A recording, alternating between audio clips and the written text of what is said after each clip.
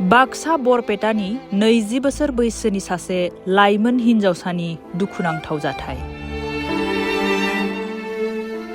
हिनजावसानि दुखुनांथाव जाथायखौ खौरां मोननानै बिपिएफ दोलोनि मिरु लाइमोन नेहाथारि कास्टम बसुमतारीजों लोगोसे बिपिएफनि मथनगुरि ब्लक कमिटिनि मावथि सोद्रोमाफोरा नखराव फैनानै खौरां लाफैदों।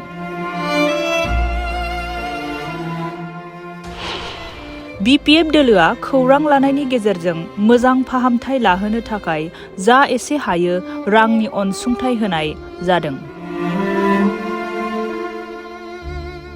मेगन नुयै जालांनाय बे लाइमोन हिनजावसाया सरकार, रायजो आरो मुंदांखा देंखोगिरि जुबिन गार्गनिफ्राय हेफाजाब नागिरदोंमोन।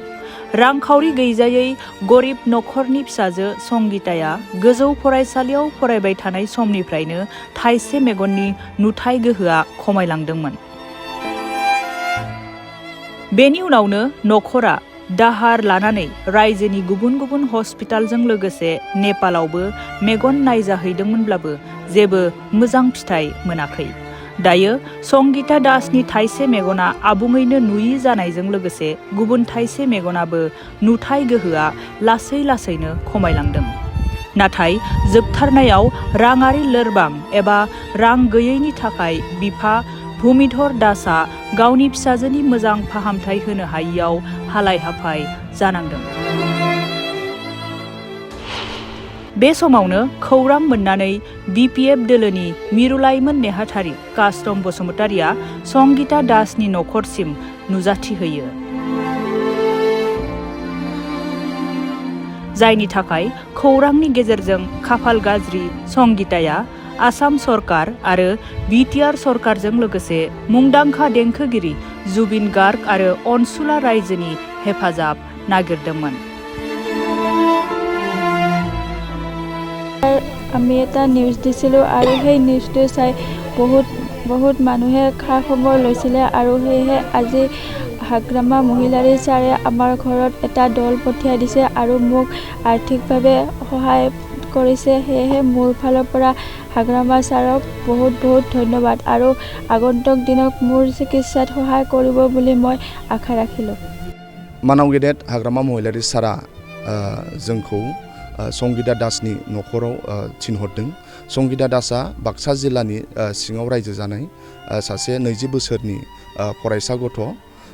संगिता दासआ बिथाङा फरायफुबाय थानाय समावनो बिथांनि मेगननि पावारा खमायलांदों, जायनि जाहोनाव फरायनाया गोबां बिथाङा डिस्टार्ब जादों।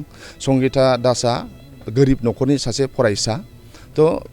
हाग्रामा महिलारी सारा बेखौनो लुबैयो, सासे फरायसानि जिउआव मेगननि पावारा जुदि खमायलाङोब्ला फैबाय थानाय उननि जिउआव संसार जानायाव बिराद गोब्राब जागोन। ओंखायनो बिनि मेगननि पावारखौ फैजाफिननायखौ लुबैदों। दिनै जोङो बिपिएफ दोलोनि मोनसे हान्जाया फैनानै मानाव गेदेर हाग्रामा महिलारी सारा रां अनसुंथाइ बिथांनो हरदों। बे रां अनसुंथाइखौ जोङो होफैदों आरो बिथांमोनखौ मानाव गेदेर हाग्रामा महिलारी सारा खावलायदों जे बिथांमोनहा सिकित्सा लानायनि गेजेरजों बे संगिता दासनि मेगनखौ पावाराव लाबोफिननानै फरायनाय जिउखौ मोजां जाजाफिननायखौ लुबैदों। ओंखायनो हाग्रामा महिलारी सारा जा हायो संगिता दासनि उननि जे सिकित्सा बेखौबो मदद होनायनि खोथाखौ बिथाङा बुंदों। संगिता दासनि नखरा जोबोद निखावरि, बिफाया थालिर बेफारिसो। गोबां बिथाङा आर्थिक बारे बिथांमोनहा बिराद लोरबां।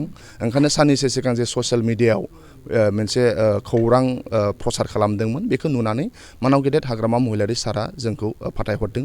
जों बिपिएफ दोलोनिफ्राय इसोरनाव बेखौनो आर'ज खालामो संगिता दासनि मेगननि पावारा फैफिनथों आरो मोजां सासे फरायसा जानो हाथों, गावनि उनाव रायजो जानाय जिउआव मोजां जानो हाथों, नखर बिमा बिफा बाहाय बाहागिखौ नायनो हाथों आरो सासे राफोद फरायसा हिसाबै गिदिंफैनायखौ जों लुबैयो।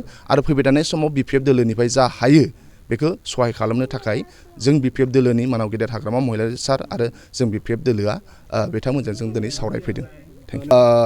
नखरा गावसोरा सिकित्सा खालामबाय थाखादोंनो, गावसोर अबाव थाङो, गावसोरनि अबाव लुबैयो, गावसोर डक्टरजों जगाजग खालामबाय थादों होनदों बिथांमोनहा। दा ओंखायनो बिथांमोनहा गावनि नखराव परियाल नायनानै हय नेपालाव लांनाय नङाबा गुवाहाटियाव लांनायनि खोथाखौ बिथांमोनहा बुंदों। दा ओंखायनो जोङो बेखौल' लुबैयो बिपिएफ दोलोनिफ्राय संगिता दासआ सासे 20 बोसोरनि फरायसा, बिथाङा फरायनाय समाव मेगन गैयाबा पावार गैयाबा फरायनाया जोबोद गोब्राब ओंखायनो मोजां राफोद फरायसा जाफिननायखौ जों लुबैदों आरो बे संगिता दासनि मेगना पावारा फैफिननानै सासे मोजां फरायसा जाफिननायखौ जों लुबैयो। नोंथाङा गावनि फेभरेट श' नायनायाव स्ल' इन्टारनेट स्पिडनि थाखाय बानाय फैबाय नामा? गोजोननि नोगोर क'क्राझाराव नोंथांमोननि थाखाय आर'नाइ टेक्न'लजिसआ लाबोदों high speed fibre optic broadband plans. मात्र 399 रां पार मान्थआवनो नोंथांमोना आनइन्टाराप्टेड स्ट्रीमिंग, गेमिं, आपल'ड, डाउनल'ड आरो ब्राउजिं खालामनो हागोन।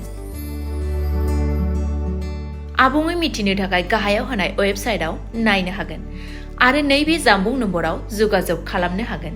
जानबुं नङा जाबाय 8812989283 नङाब्ला 8099554827।